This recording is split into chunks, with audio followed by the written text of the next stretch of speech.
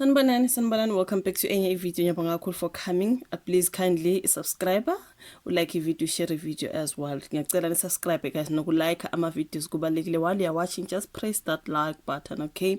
Ngiyabonga kakhulu you guys. We are looking forward to hitting that 10,000 subscribers mark. So ngiyacela ukuthi mangaba ka subscribe kubalekile ukuthi ke indezele or subscribe so that we can reach that 10k subscribers mark. Ngajabula kakhulu, thank you very much. So kunodaba olungenizolo about lo bhuti osebenza ka Newsroom Africa. I think that is a channel I think it's 204 304 na, am I lying? But anyways, ubhuti uyi-news anchor siyamazi kakhulu, simbona kumabona kude, especially mangabe uyabheka Newsroom Africa mawune DSTV, right? So igama lakho Aldrin, I think it's Aldrin or Aldrin Sempier. Yeah, izolo kune video eyatrenda kakhulu, isatrenda namanje emgaqeni lapha nimeshayela imoto bese endaweni yase Randburg. Uye wathi mhlambe ukucabuzana umuntu ucabuzana ngisho kweimoto, you guys. No sisothile oyibalela imhlophe. I think imoto zabo ziyezathi ukuthintana whatever, kwaba khona altercation laphana mase bephumile ezimotweni sebemile don't mind my son ulele sebesilwa ke laphana sebengaphandle kwezimoto ke. Kune video kabhuti itrend ke ithi ngipostele yona uzoyibona, and then we will go to that particular story. Ubhuti usebenza ka Newsroom Africa, and then usisi kuthiwa she's a 20-year-old woman, usisi nje usasemncane.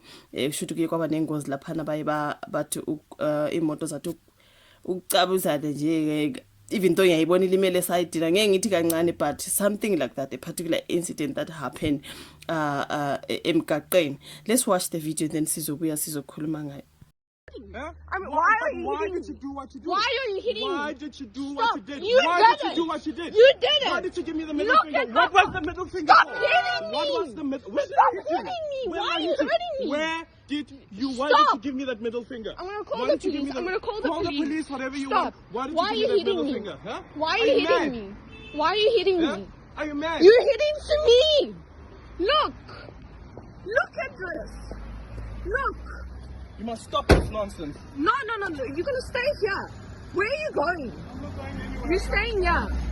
So ke nje ngibona ivideo yetrend abafethu abantu bethi hawu lo bhuti waka Newsroom Africa ngathi kuthiwa vele une case or uke waba with some kind of those particular incidents ezifanayo ezokuhlukumeza besifazane. That's what I was seeing on the story. Abantu bekhuluma ngako ukuthi ubhuti lo kade asunguye okwabe trenda la ukuthi uhlukumeza ama girlfriends wakhe, obviously like ex girlfriends abangasenaye, but kahle yena nje unakho lokho yana kuba nama anger issues uma besho allegedly. Okay, so now kuthiwa ke the cops have confirmed now a case that a common assault has been opened against the TV news anchor Aldrin or Aldrin Sempier ngoba ugele emva kwaleya incident uye wahamba wavula icase.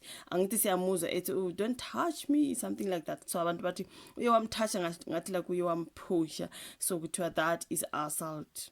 Ukuthi nje yena uthi it was verbally mesho, kodwa ke usisi uthi it was uye wamthinta shuto kumthinta uyamphusha wathi why are you showing me the middle finger, into ikanjalo bafethu.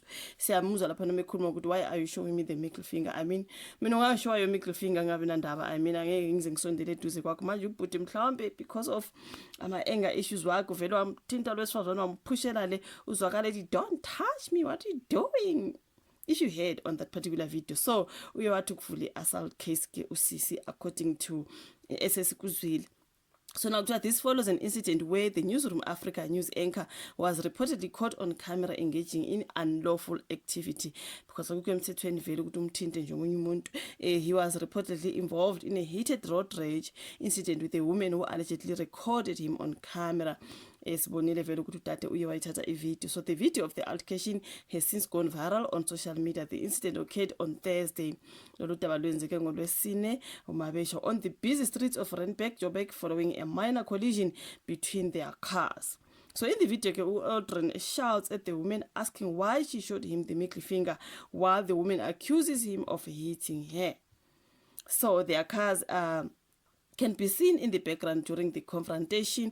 A white car reportedly belonging to the woman had significant damage next to the rear right tire, while a black car believed to belong to Aldrin was parked next to it. Now, the Gauteng police spokesperson spokesperson or spokesman, or Lieutenant Colonel Mavela Masondo, has confirmed the case of common assault has been registered against the news anchor. The police can confirm that a case of common assault has been opened and no arrests have been made yet. Attempts to solicit comments from Aldrin and the alleged victim through a blank, something like that. So should abathorakalanga sekufuneka ukuthi mhlambe bathi ukuphawula ngokuthi kanti kwenzekeni.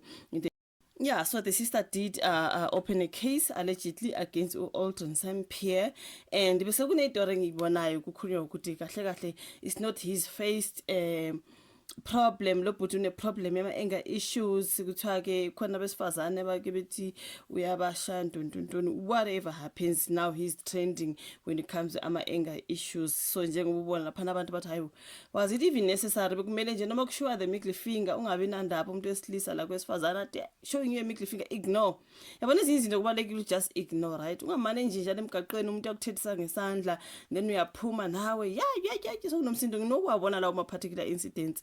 Bathethisana ngezandla uthole omunye nje vele ngulo muntu nje ongafuni aphume emotweni sekuyalwiwa manje sekuyalwiwa. Mina I'll simply ignore you. Noma ungishawudile ngomlomo ngakho uzungithethisile, I'll simply ignore you. I mean there's no like ezinye izinto azikho necessary. So ubona I think imoto vele lapha bese siye sathi ukucabuzana, so obviously bese kumele baphume bathi kulungisa lolo daba. So hey, the shouting and the noise simuzwa nje udade ethi don't touch me. Don't. So umuntu umthashile kanjani umuntu wamphusha kwaba na that particular altercation vele sekuyi assault case, ngoba why are you even touching umuntu? Yabona if it was verbally angasondela ngeduze kwakwathi why are you showing me your middle finger, wasondela eduze kwakwazi waba to that point ukuthi uyamthacha nokumthacha. Uyayibona ke manje ususondele eduze kokusuzo wamthinta nokumthinta vele sekuyi assault. You know what I mean? Bekumele nje mhlambe kube verbal kanjalo, sinokwabona vele beba verbal sihamba ngamatekisi ubone yay kunzima nje, noma sometimes imoto zingashayananga nje abantu bavele bathethisane nje, omunye azaphuma emotweni for what? Just control your temper, right? Ukuze ungahlangabezani nenkinga esikanjena. Yabona ke manje sivulele icase ubhuti, and ngoba this is a news anchor, someone even said ukuthi yabona kube kungumuntu nje kungasi Newsroom Africa news anchor le ndaba mhlambe bengeke ibe inkulu kangaka. Yabona if you are a celebrity, you are someone just who is in the public, who's in a public eye, you are in trouble shape. Enye nenye into yakho yenza izo trenda, you know what I mean? So because this is the Newsroom Africa guy, uvele wa trenda nkosi yami, but hayi unama anger issues vele siyamazi, ukwabe nama cases of assault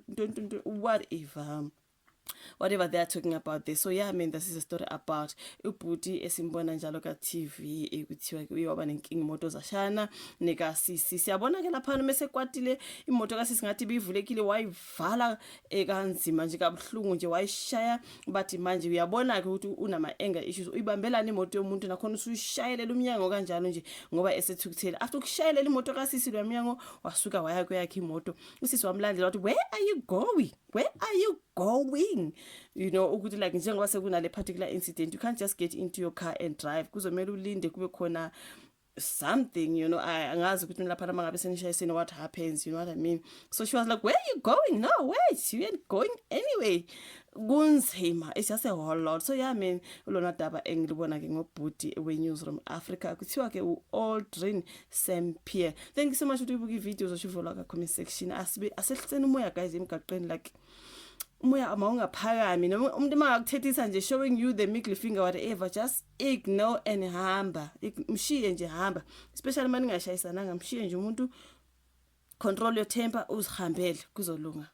You know what I mean? It's not the end of the world. Manje mase niphume emoto nisaqala ukulwa, this is where you will get. Okay, so thank you so much. Ubuke video, like, subscribe, share, asibonane kwezayo. Bye.